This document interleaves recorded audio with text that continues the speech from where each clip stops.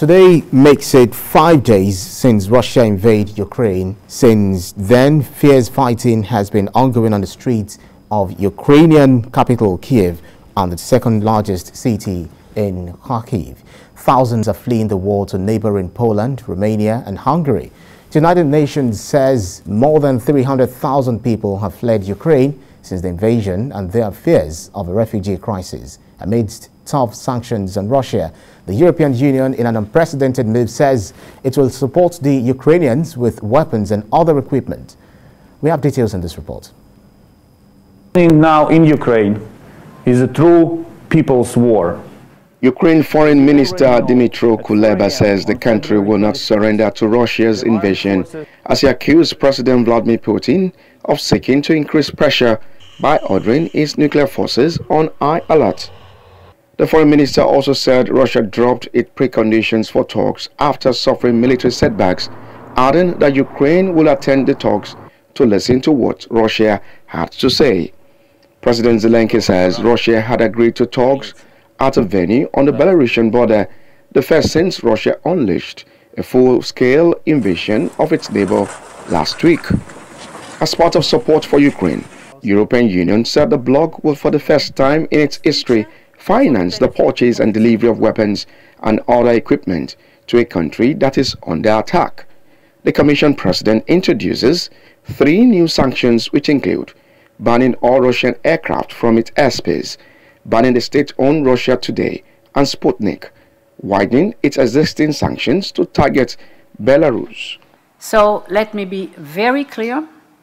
Our airspace will be closed to every Russian plane, and that includes the private jets of oligarchs too. Second, in another unprecedented step, we will ban in the European Union the Kremlin's media machine. The state-owned Russia Today and Sputnik, as well as their subsidiaries, will no longer be able to spread their lies to justify Putin's war and to sow division in our union.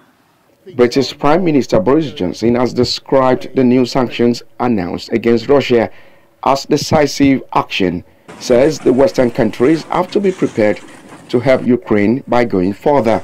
Horror of what is unfolding in Ukraine is becoming clear to Western audiences, and that is in turn putting huge pressure on Western politicians.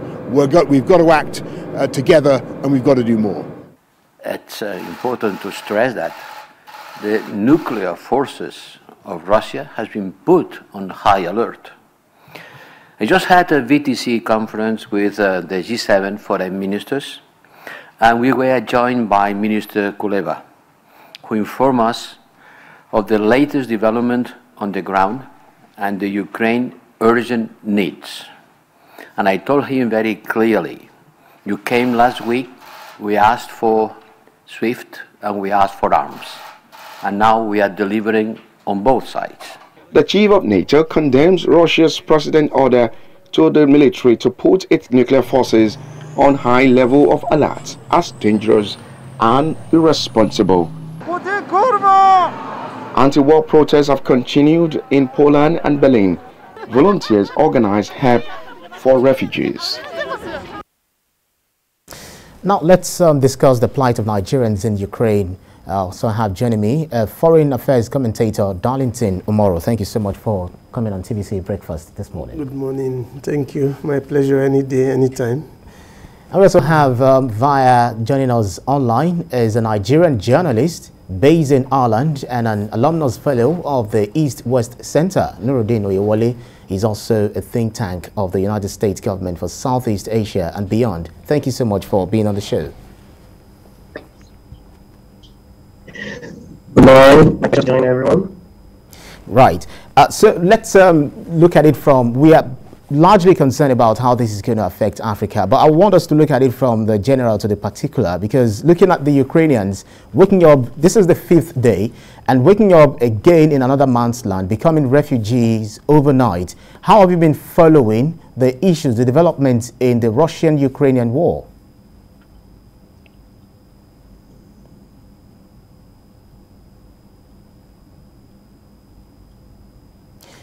This is for you, Nuruddin. If I have to, all right.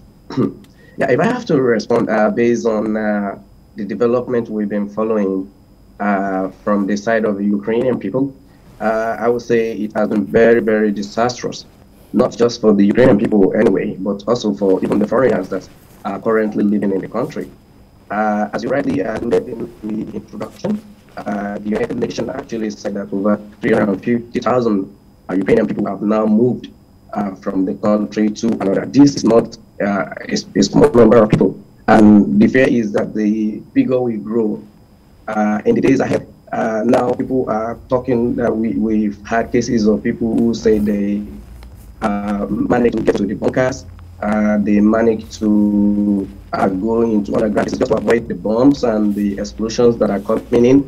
And so if that continue like that, many have already been cut off of their living. And so there is so much of anxiety, panic, and so much of uncertainty for many people. And now most of the border that are shared with Ukraine, from Romania to Poland to Hungary and all of that, there is a mass exodus of people trying to move from one place to the countries that they think can give them some kind of a safety. The EU already estimated that in the long run we probably will have an exodus of 6 million refugees coming out of Ukraine, if the figure is not still going to be more than that. So you can see it's really sad, and it's quite unfortunate that at this stage and time we can be having this kind of violence coming up and throwing people out of their livelihood and giving them so much of uncertainty at this point in time. Well, Nuruddin, I'll definitely come back to you. Let me bring this to the studio, to Darlington. Well, a lot of people have been following this issue, and you also have been observing the developments there. But the conversation has also come back to, they're taking it home, that how is this going to affect Africa? So the question is, how should the African nations be concerned about these ongoing hostilities between Ukraine and Russia? Well, on individual basis, many of the African presidents have not really been speaking, but the AU had spoken, declaring their support for Ukraine as against what the Russians are doing. Be that as it may, I think it's going to affect Europe more, because if you look at it directly, the economy of Russia somehow to some extent is dependent on the gas. Don't forget that Russia supplies gas to most eastern part of Europe, including Germany, and their lives largely depend on gas. And as it is right now, as much as the EU is declaring support for Ukraine, I think they should also understand the origin, the source of the problem. What is the grouse of Putin? What is the grouse of Russia?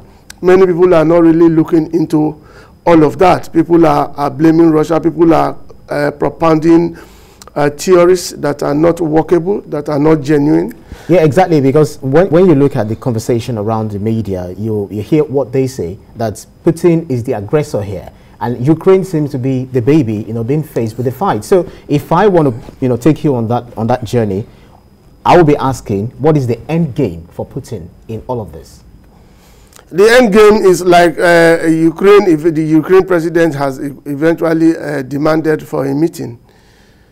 And the meeting had been fixed for Belarus, and the Ukrainian government has said they will not attend any peace meeting in Belarus, because Belarus has been used by Russia to bombard them, and so that they will not get a fair judgment or a fair hearing or a fair decision taken from that point of view.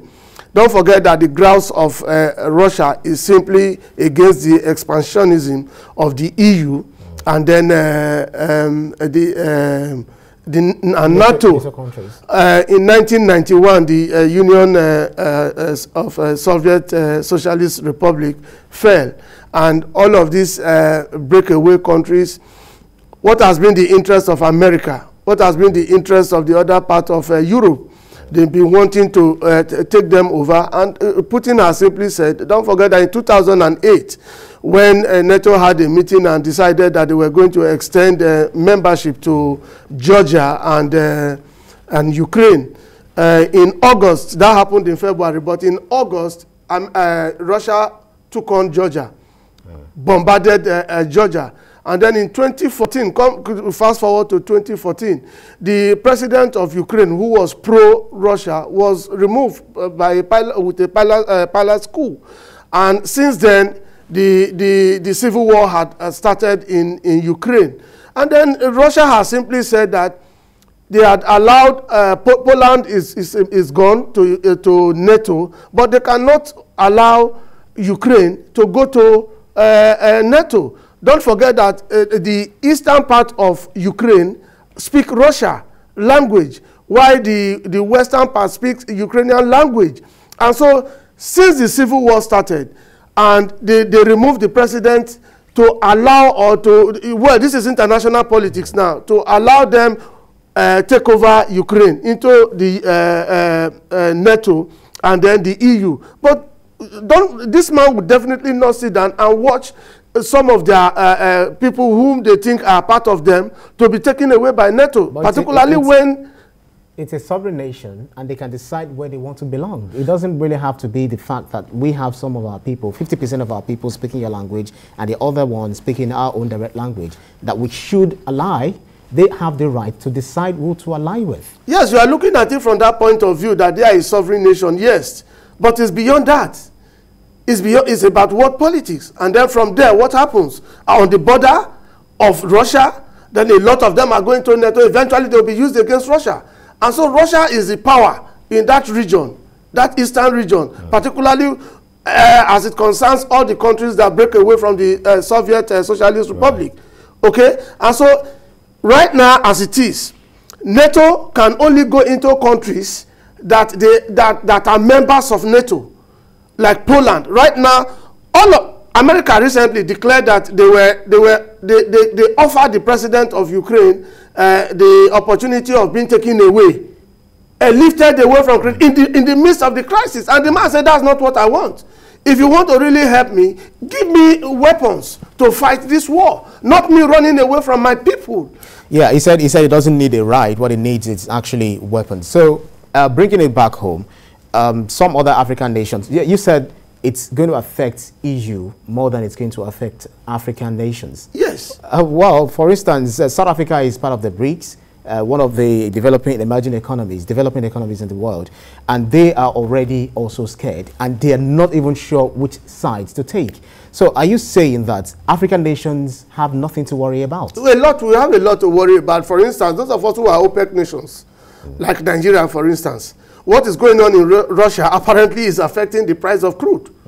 And once the price of crude jumps up, it affects the common man too, because you don't refine, you take crude there for sale, and then you pay for the refining of your crude to get all the other commodities that you want from crude. And this will definitely go up, and which will also affect the pump prices of these countries that produce crude.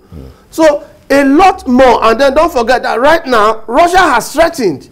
They had rolled out what they call the Satan II fuel,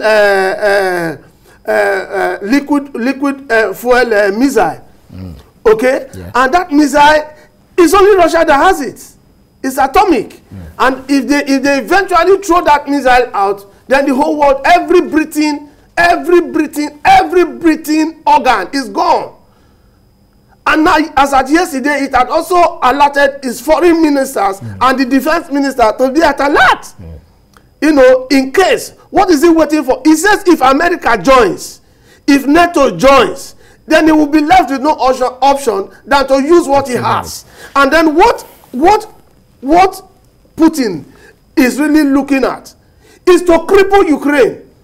Because Ukraine, as a sovereign nation, like you rightly defined, has the right to say they want to belong to any organization, any international organization. But that is not really going down well with Russia. But I'm thinking that it's just like what Putin is trying to do is just to cut off the, cut the nose to spite the face. We'll get back to that. But let me take it to Nuruddin, who is standing by on Zoom. In your article, you wrote, Russian-Ukrainian war, prices Africa is about to pay. Can you help us highlight some of the, some of the points that you made in that article? Yeah, thank you for making reference to that. Basically, we know that the kind of world we live in now is one that is interconnected. And to that extent, what happened in one hand of the world is also going to affect other places. So, but in the case of Africa, regarding this war ongoing now, I was trying to look at a number of things that are most certain to happen, and that's number one is that if you look at the recently, there was a meeting between African leaders, about 40 of them, meeting with EU officials in Brussels, and one of the outcome of that meeting was the agreement that 150 billion euro worth of investment will be taken off in Africa, being sponsored by EU government. And if you look at it, countries that are member of EU, 27 of them, majority of them, I mean, the first, those that with the highest economy in EU, Germany, France, Italy, all of them are also member of NATO. So if the set of people who are promising Africa that they are going to invest in their continent are busy fighting war or investing into war, it is going to be difficult for such investment to come to Africa. That is number one, number one concern that I have. And don't forget that another thing that Africa relied on is the issue of foreign direct investment, FDI. Majority of the companies or organizations that come to Africa these days are from Europe. And so if the continent of Europe is in problem with people with the EU member states participating in a war against Russia, even though you may say they don't put in the physical, the soldier to go and participate physically, but they are putting investment, as you can see yesterday, that they've already promised to buy a lot of weapons for Ukraine to be able to fight Russia. So in a way, they are also participating. Their attention is already drifted away from investment at this time, but the stability of their own continent. So the FDI will be in shortage in coming to Africa. Another thing is that you find many Africans that are residing in Europe, and most of these people contribute through what we call diaspora remittances. Nigeria, for instance, has billions of dollars that it receives yearly from many of its citizens that are in diaspora. Many of them are in Europe. And so if this continues to go on, there is going to be a problem, because if the economy of Europe is threatened, the people here, naturally, we want to look after themselves before they can think of being able to even send something back home. For instance, you probably must have been following with the issue of the high cost of gas in many countries in Europe, even in Africa, I'm aware of that. And so, like the other speaker said the other time, the gas being supplied from Russia is one of the most substantive source of gas supply to many European countries. Before now, we are in the period of winter here, and the cost of gas is high. So imagine if there is a problem between Russia and Europe, and the cost of gas, skyrockets more than what it is now, or the economy of Russia and other European countries are affected. So it all boils down to one thing leading to another.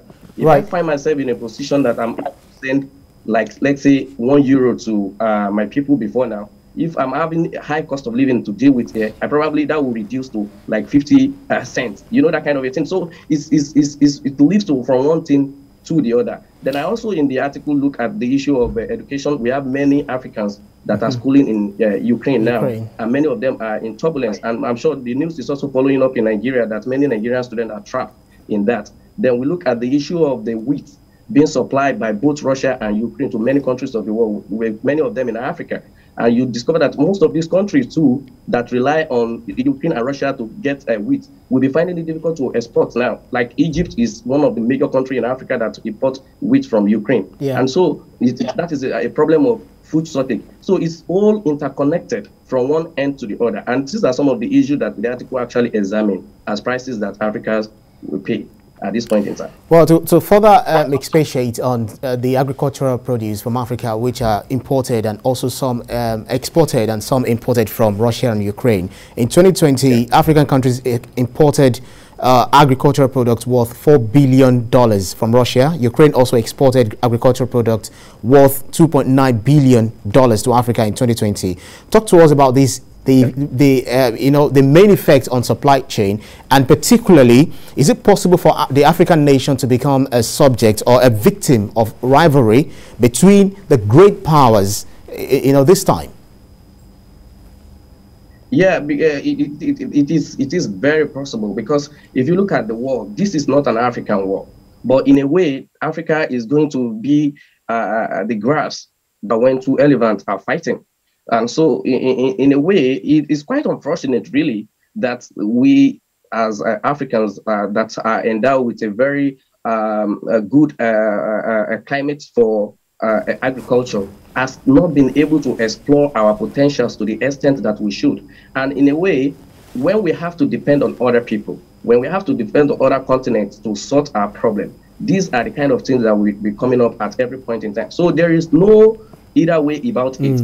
The supply chain will definitely be affected. Just let's take, for instance, Egypt, that is known to take almost a large chunk of the wheat. Because wheat is just like Nigeria, where you have rice. It's a staple food that cuts across. And so if you rely so much on a country to get it, and you now have to switch now to look out for, because you don't have your own preparation in place for your people to get wheat at a cheaper price. Now you have to switch to other places to look for wheat. A country you are going to that knows at that point in time that it was because your former supplier was having issue is the reason why you have come to them. They're definitely going to hike the price, and it may cost them more to import in the wheat from other places or other sources that they don't have no prior arrangement for, than what it used to cost them when they are importing it from Ukraine and Russia. And it's not only Egypt. We have Sudan, we have Tanzania, we have Nigeria, we have South Africa. We have many African countries that rely on wheat coming from this part of the world. So basically, there won't be problem with issue of disruption in the supply chain at this point in time. Right. Well, Nuruddin, thank you very kindly for that. Let me bring it back to the studio. Now, one thing I try to also examine is the fact that a lot of us were afraid of the fact that this is going to affect Africa. You could see some of the highlights that he has actually made, and some you alluded to. But apart from looking at what is happening between these bellicose countries, Russia and Ukraine, is it possible that we can see something positive that African nations can capitalize on? For instance, can Africa's natural gas reduce Europe's dependence on Russian energy? I don't think so. I don't think so. No, because they won't have to be buying from Russia, the energy supply. They won't have to be buying from Russia. They can come to, for instance, Nigeria, How do you do it? Have you considered the distance and the shipment, what it would take, and the risk that will be involved? And do you have the quality of gas that they will require? And then would you be able to jump over the condemnation politics from the West? Would you be able to jump over the politics of poverty, the politics of control that they want to exert over Africa? These people, do they really want Africa to grow? Some of these measures, some of these things you call aids and all of that, what is the focus? What is the essence? Is it not to further enslave us? Is it not a case of the carrot, the stick and the carrot, giving the carrot with one hand and using the stick on the other hand? And then what is the essence of some of these international organizations? Why are they there? And then, even as the war rages on right now, like I said initially, talking about gas supply, which is largely done by Russia, to most European countries, particularly those of them on the eastern part, they are going to suffer it the most. And then how do you want to cut off all of that and want to come to Africa to begin to ask Africa to patronize Africa? Would they would the selfish interests even allow them to do that? Well, okay, so that answers that. And the last question I'm trying to bring to you is the consequences of these in testing the regional solidarity. For instance, South Africa, look at where they also ally, and some other, look at Mali, look at Burkina Faso, who has some Russian, some Russian people, let me use that broad word, in that country. Some are throwing their weight. Some other African leaders are quiet. They really don't know where to stand. Nigeria, for instance, is urging for restraints and all that. Yes. So, how do you think this will test the regional solidarity among African nations? Regional. Well, if you're talking about the AU now, it's the AU is it's a collection of all the African presidents. And once a decision is taken at that level, ordinarily it is seen that all presidents have endorsed it, just like when you talk about the EU. What is the interest of the AU at this point in time? And then bringing it down home to individual presidents, what are their interests? Now we talk about those of them who are already having trade, a bilateral agreement with Russia or Ukraine. Ordinarily, you'll be looking at what could happen, what will happen to this country's positions and decisions at this point in time after the war. The war will definitely come to an end someday, but even from the way it is going, these countries are taking notes of those who are supporting them and those who are not supporting them. Absolutely. Even with the position of some countries like Poland, Germany, Italy, France, and all of that, who have said, including the EU, who have said they are going to supply weapons to Ukraine to defend themselves. Does Ukraine actually have the manpower to handle those weapons to defend themselves? The answer is absolutely no. Now, if you look at the air power of Russia, Russia has the second highest air power in the world after America. The air personnel of Russia alone is 850,000 personnel. And then if you want to look at the aircraft Russia has about 4,175 aircraft, with which they want to prosecute all of this war. And they're sophisticated at that. Which of them would you give to Ukraine? And then which of them would Ukraine be able to man? Are they giving Ukraine the manpower to, the personnel to man some of this equipment? The answer is absolutely no. Does the United Nations Treaty permit for that? Don't forget that Ukraine is not yet a member of NATO. And that agreement, the expansionism of NATO, is part of what is creating this problem for Ukraine. And then now what Russia is trying to do is to cripple. If you say you want to expand EU and NATO into Ukraine, then let us destroy Ukraine. Well, that's another way to look at it. You know, this Russian-Ukrainian war is something that it's going to be ongoing. We'll see what's going to come out. It has to be stopped right now. It has to be nipped to the bud, because if it escalates beyond this point, even those of us in Africa will suffer the aftermath effect. Even though Zelensky is not really sure of what is going to come out of the conversation, the meeting they'll be having. No, he says take it out of Belarus. They'll be having it on the Belarus border this morning. So we'll see how that is going to pan out at the end of the day. We'll keep our close tabs on this. Thank you very kindly for speaking to us on this show. Foreign Affairs commentator Darlington Umaru. Thank you so much. My pleasure. And also our guest who joined us via Zoom, Nigerian journalist based in Ireland and an alumnus fellow of the East-West Center, Nuruddin Oyewole. Thank you very kindly for your keenness of insight. It's my pleasure to join your conversation.